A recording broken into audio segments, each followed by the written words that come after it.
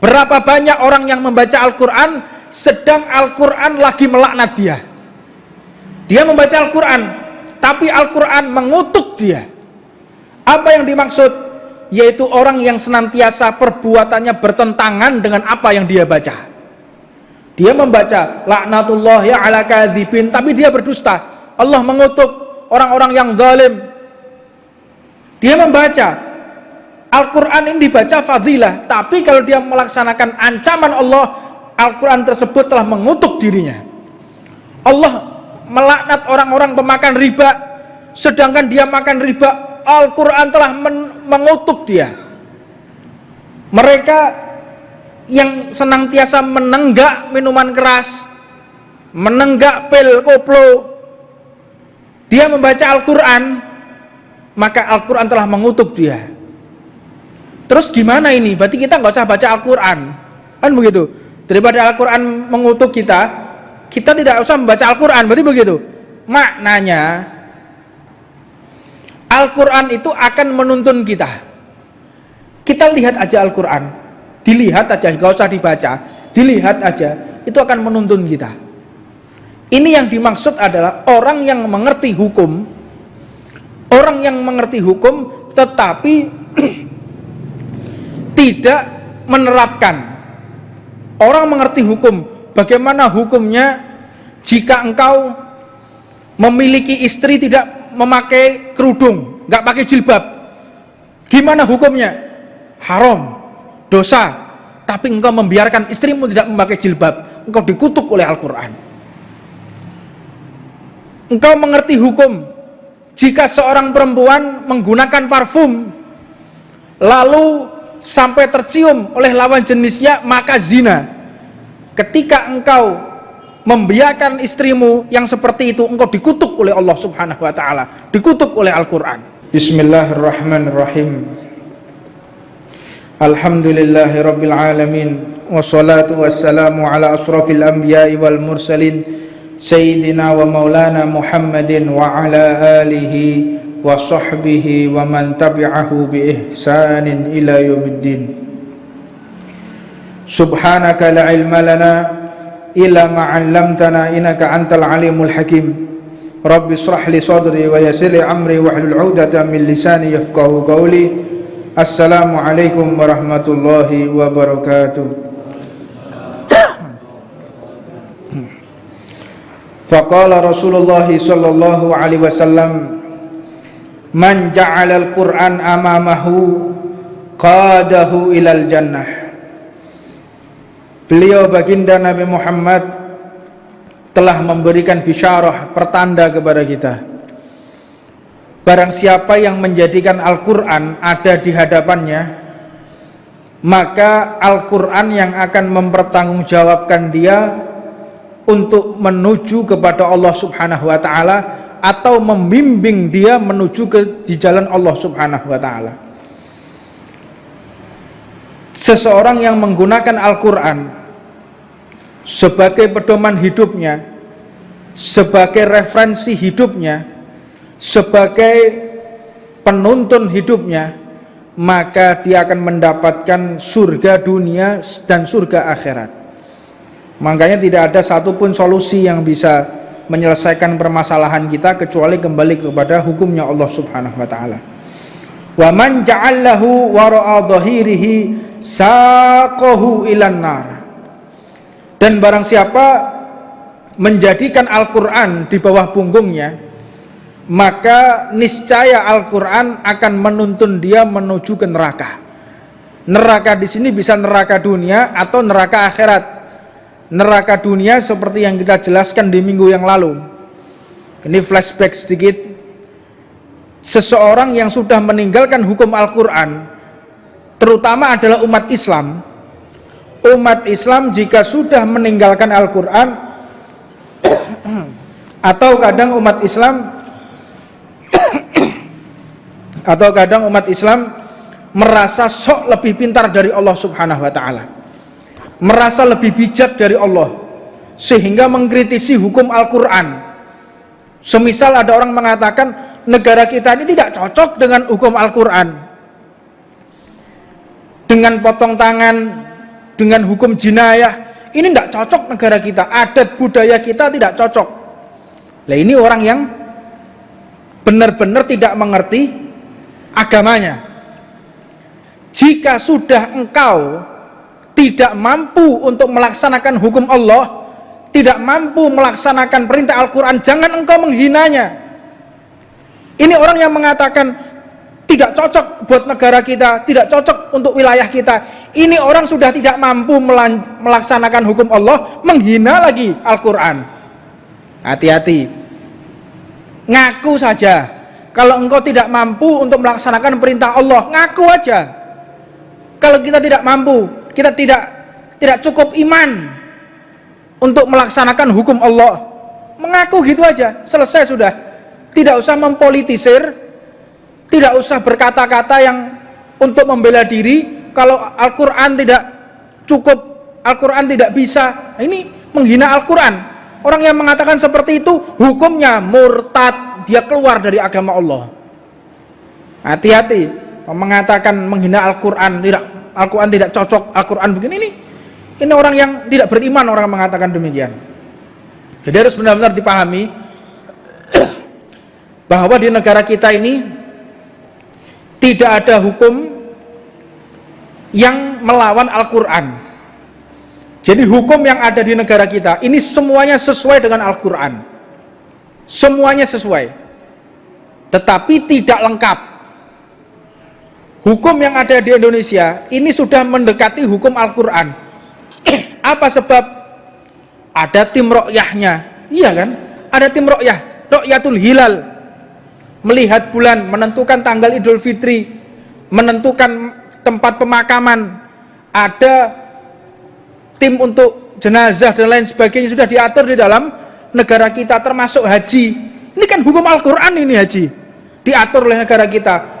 Negara kita sudah melaksanakan hukum Al-Quran, tetapi belum sempurna. Makanya kalau ada orang mengatakan Al-Quran tidak cocok dengan negara kita, ini orang yang benar-benar keluar dari agama Allah Subhanahu wa ta'ala. Jangan mengentengkan apa yang ada di dalam Al-Quran. Dan jika orang-orang yang semacam ini saqahu ilan nar, dia akan mendapatkan siksaan dunia, tersiksa hukumnya. Orang yang benar-benar meninggalkan Al-Quran sumpek dan selalu khawatir dengan kejadian yang ada. Beliau Nabi Muhammad SAW mengatakan, an-naru ila fasaqatil quri'a asra'u minha ila abdatil awthan. Ini ancaman. Api neraka ini lebih cepat merenggut para pembaca Al-Quran yang fasik daripada merenggut mereka yang menyembah berhala. Ada orang ngerti hukum Allah, ada orang ngerti peraturan fikih, tetapi dia tidak mau melaksanakan fikih, dia tidak mau menerapkan hukum Allah dengan alasan berbagai alasan. Maka mereka ini yang mengerti tentang agama, tidak mau menyuarakan suaranya tentang masalah agama yang dia ketahui, dia akan dibakar di neraka sebelum Allah membakar para penyembah berhala. Makanya hati-hati kalau kita belajar agama terus kita melanggar apa yang kita tahu, fal iyadzubillah min dalik. Annal Qur'an gharibun fi jawfi zalim wa annahu kam min qari'in yaqra'ul Qur'an wal Qur'an yal'anahu. Subhanallah. Annal Qur'an gharibun, sesungguhnya Al-Quran ini tidak akan betah singgah di hati orang-orang yang zalim. Orang yang zalim kepada diri sendiri maupun zalim kepada orang lain, ini Al-Quran tidak akan pernah singgah di dalam hatinya, tidak akan bisa. Di dalam arti tidak akan betah, tidak akan singgah, dia tidak akan bisa untuk melaksanakan hukum Allah, dia tidak akan mampu untuk melaksanakan perintah Allah Subhanahu wa ta'ala. Fakam, dan ketahuilah berapa banyak orang yang membaca Al-Quran sedang Al-Quran lagi melaknat dia. Dia membaca Al-Quran tapi Al-Quran mengutuk dia. Apa yang dimaksud? yaitu orang yang senantiasa perbuatannya bertentangan dengan apa yang dia baca. Dia membaca laknatullahi ala kadzibin, tapi dia berdusta. Allah mengutuk orang-orang yang zalim. Dia membaca Al-Quran ini dibaca fadilah, tapi kalau dia melaksanakan ancaman Allah, Al-Quran tersebut telah mengutuk dirinya.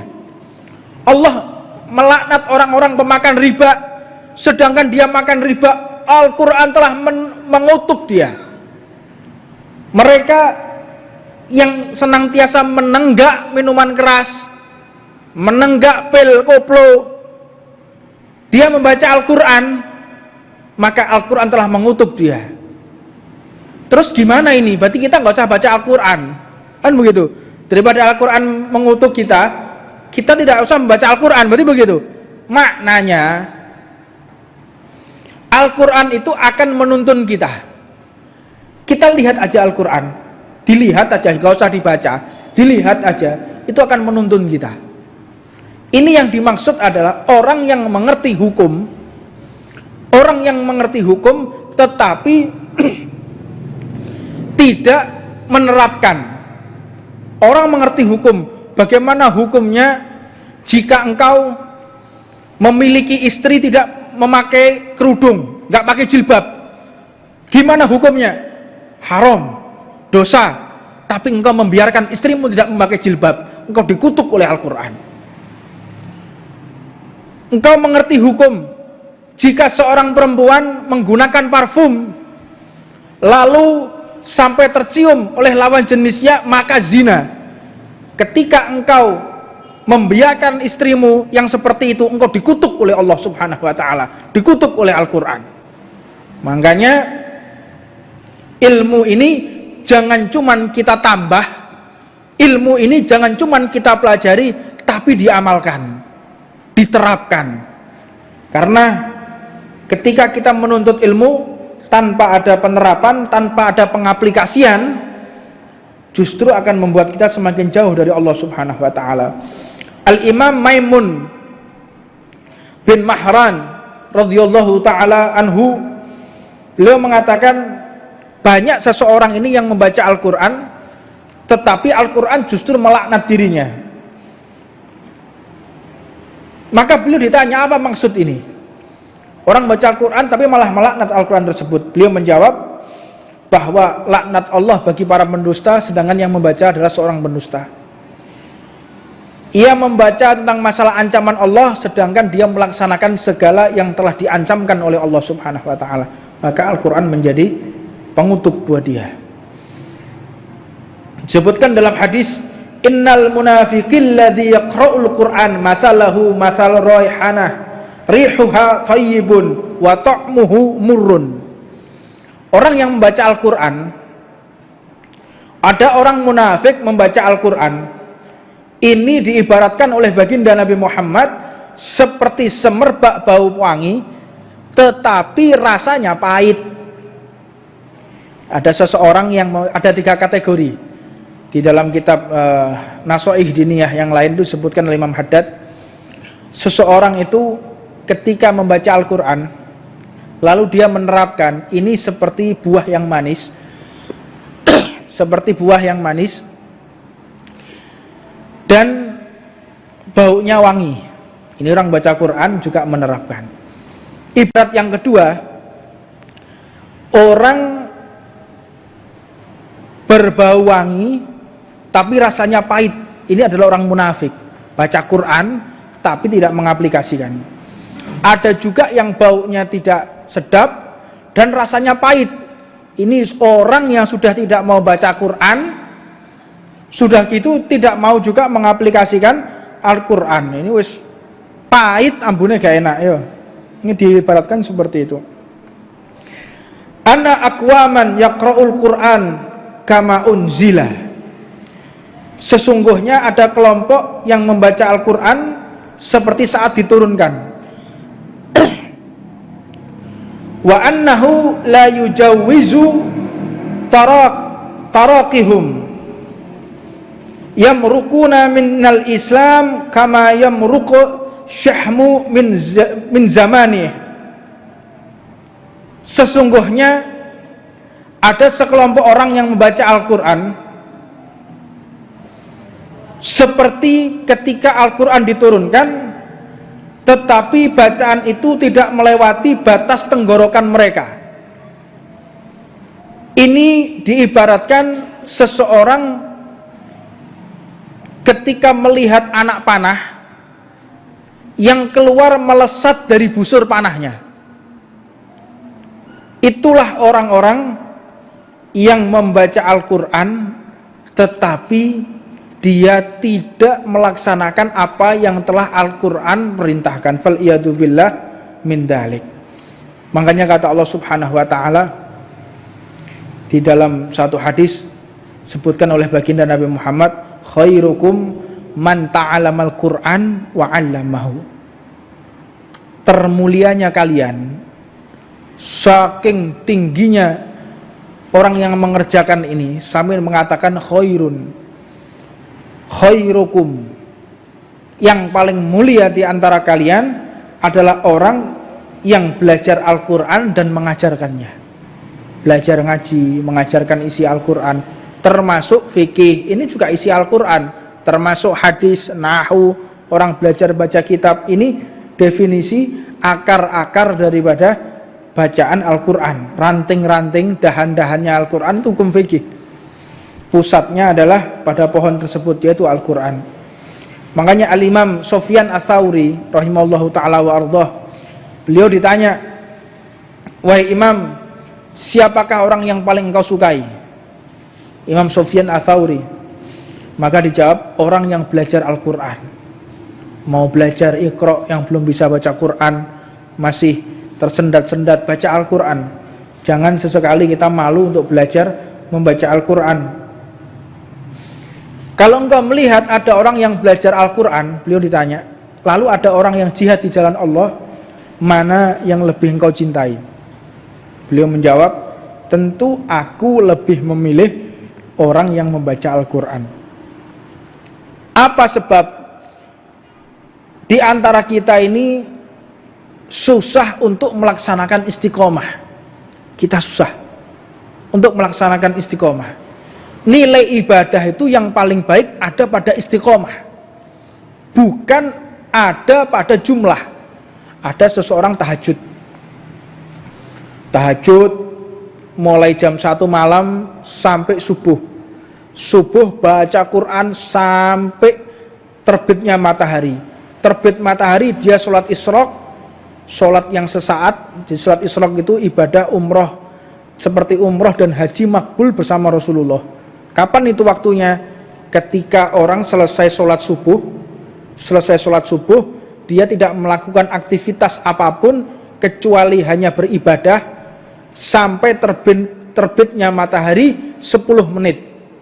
10 menit terbit matahari, maka itulah waktu orang sholat isyraq.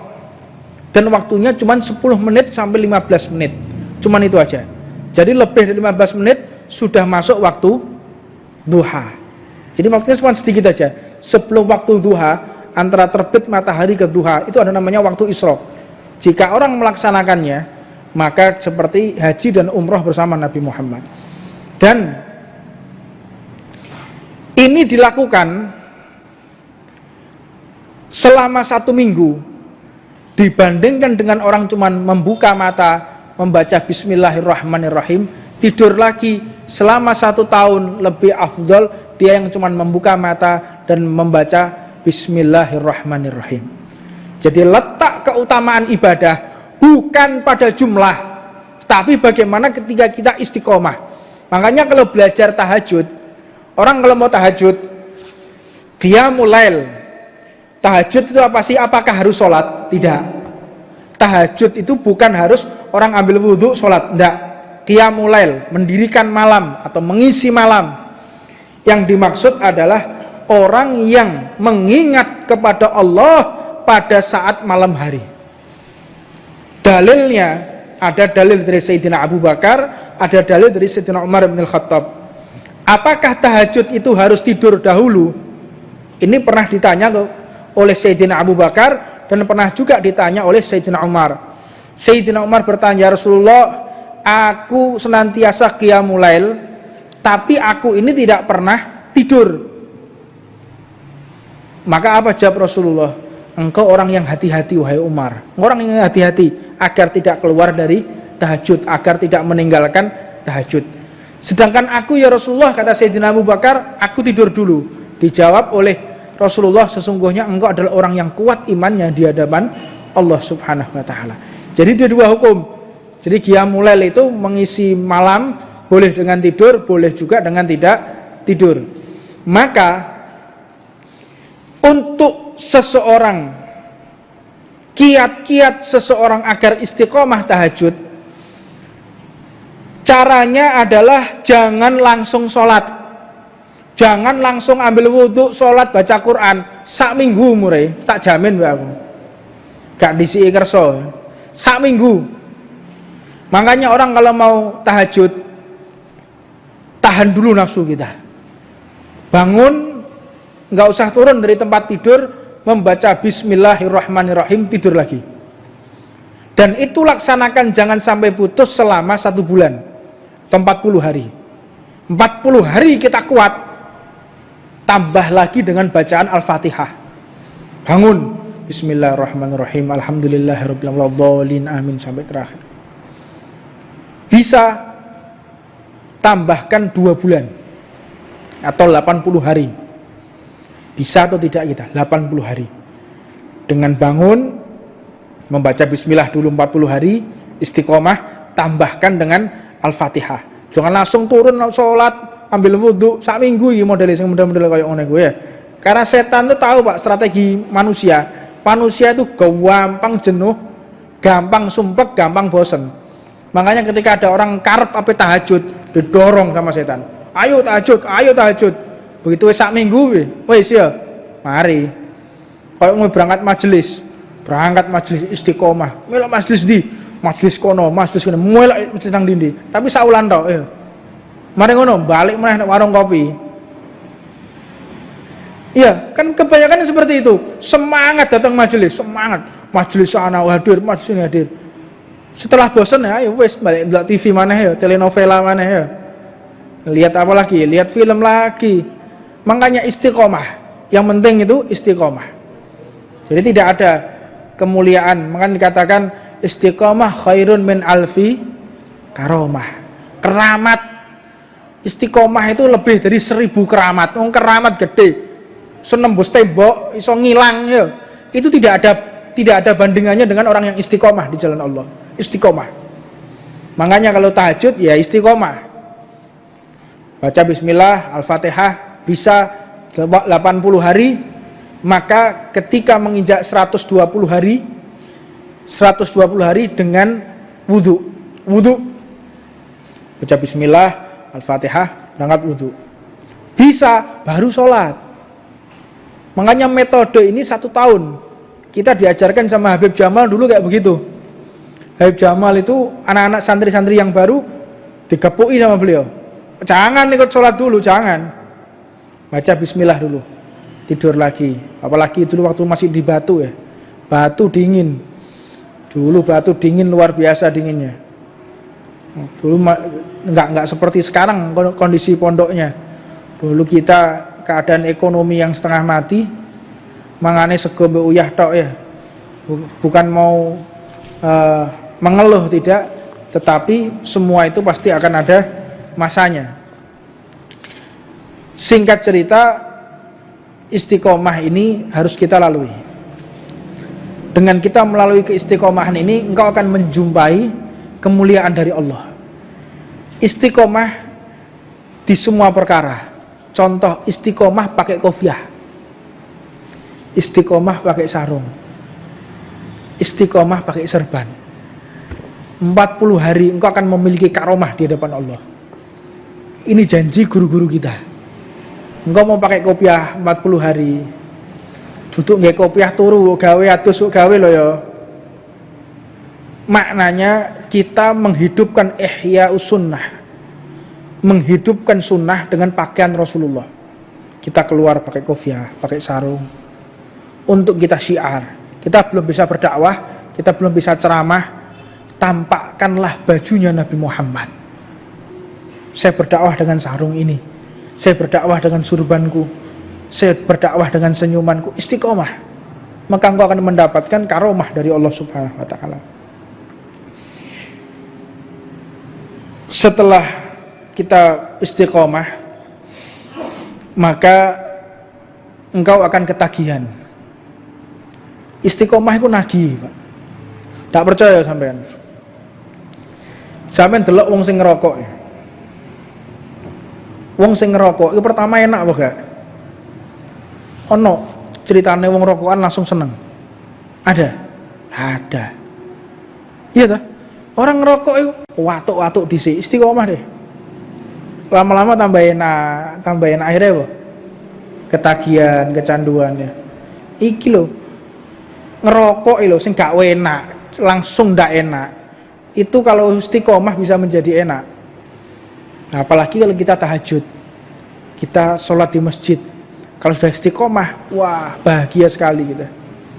Makanya laksanakan daripada perbuatan ibadah itu yang istiqomah.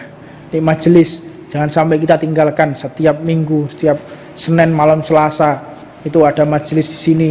Selasa malam Rebu ada di Asa'adah, Rebu malam Kemis sama Habib Alwi, nanti Jumat malam Sabtu sama Habib Bidin Rotipan, nanti Minggu malam Senin sama Habib Alwi di sini. Rutinitas isi daripada taklim, isi kegiatan kita dengan beribadah kepada Allah Subhanahu wa ta'ala. Adapun bab selanjutnya ini tentang seseorang yang memperbanyak bacaan Al-Quran. Sebab jika seseorang sudah memperbanyak baca Al-Quran, engkau bisa dicintai oleh Al-Quran. Tiada lain yang ada di dalam hati kita kecuali Al-Quran, maka Al-Quran akan menghibur kita. Kalau sudah pegang atau sumpeknya kayak apa, sudah pegang Al-Quran, masih utangnya sak dindi, utang di mana-mana, ditagih kanan kiri, udah megang Al-Quran, hilang semua. Terasa indah, terasa di surganya Allah. Ini orang yang senantiasa membaca Al-Quran. Maka jika seseorang memperbanyak baca Al-Quran, Nabi Muhammad mengatakan, "Ghuridat alayya dunuba ummati, falam ara dzamban a'zama min suratin minal Qur'an au ayatin au tiyaha rajulun thumma nasiyaha." Seseorang yang membaca Al-Quran kemudian dia menghafalnya, kata Rasulullah, orang akan banyak diampuni oleh Allah. Ghuridat alayya dunubah, ditampakkan di hadapanku dosa-dosa, kata Rasulullah. Ini dalil Nabi Muhammad itu mengetahui kita beribadah atau kita maksiat itu dilaporkan kepada Rasulullah SAW. Ghuridat alayya dunubu ummati, aku telah menyaksikan perbuatan dosa-dosa umatku. Falam ara dzamban a'zama, tidaklah aku jumpai yang lebih besar min suratin minal Qur'an, daripada surat-surat Al-Quran atau ayat-ayat au ayatin atau ayat-ayat yang ada di dalam Al-Quran, utiyaha rajulun thumma nasiyaha, dia menghafal Al-Quran lalu dia melupakan. Dosa yang paling gede itu orang yang membaca Al-Quran sampai dia hafal lalu dia menghilangkan. Makanya hati-hati, yang kita masih kecil dulu hafal juz amma terus saiki lali, kepuki malaikat sampean. Hati-hati, jangan sampai untuk melupakan Al-Quran. Aku mbiyen cilikku apal aku Waqiah, Yasin cilikanku apal, saiki wis kaken penggawean, sampean bakal diazab sama Allah. Cilikanku mbiyen hafal amma yatasaalun, hafal sabihisma, semuanya hafal. Terus tabarok saya hafal, bangga deh. Saiki kaken mikir donya, Pak. Mikir kreditan sepeda motor lho, gak mari-mari, stres saya. Sampai lali kabeh Quran. Ini wong sing diazab sama Allah. Hafalno Quranmu, insyaallah semuanya akan menjadi lancar. Ini yang bisa saya sampaikan. Mudah-mudahan ada manfaatnya buat kita, menambahkan iman kita kepada Allah Subhanahu wa taala dan membuat kita menjadi ahlul Quran. Al-Quran mencintai kita dan kita pun dicintai oleh Al-Quran. Rabbana atina fid dunya hasanah wa fil akhirati hasanah wa qina adzabannar. Wa alamana wa sayyidina jamal mutawabina wa bakar ba'il wa alamana qutbu zaman Habib Umar bin Hafidillah hadratin Nabi Siril Fatihah.